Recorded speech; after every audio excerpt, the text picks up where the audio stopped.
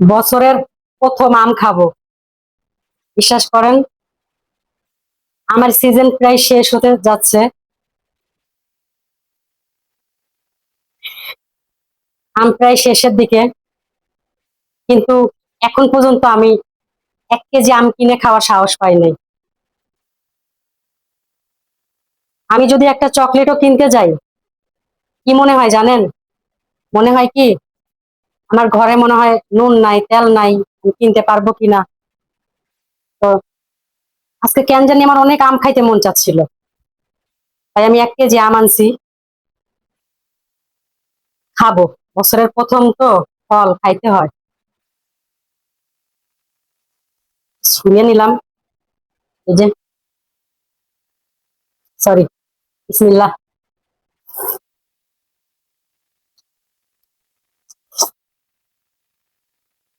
মানে এই আমের ভিতরে এতটাই মন গেছিল যে আমি বিসমিল্লাহ কওয়াটাই ভুলে গেছিলাম। সেই মজারে ভাই আম। 1 কেজি আম নিছে 100 টাকা। 100 টাকা দিয়ে 1 কেজি আম নিছি, হ্যাঁ।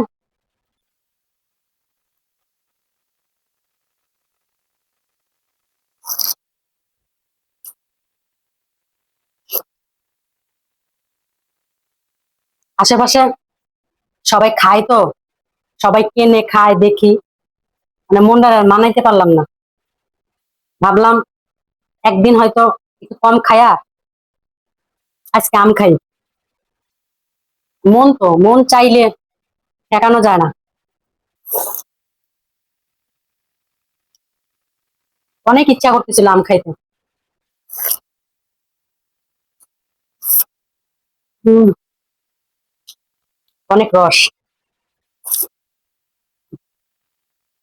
হুম, 1 কেজি আম হয়েছে 5টা।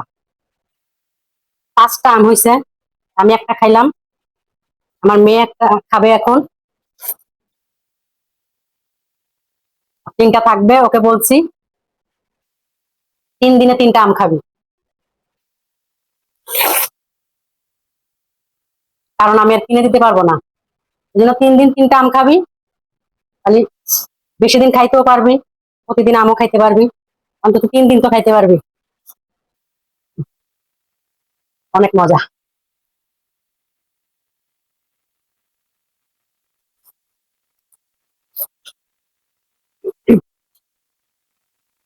ভাই,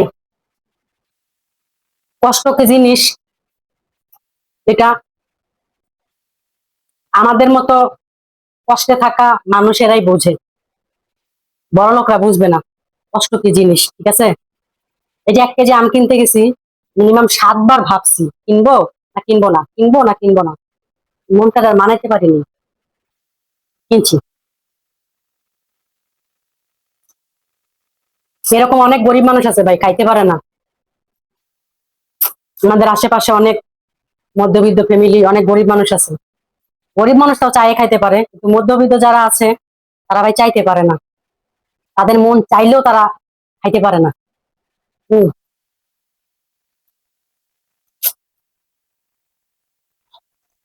যাই হোক। হম,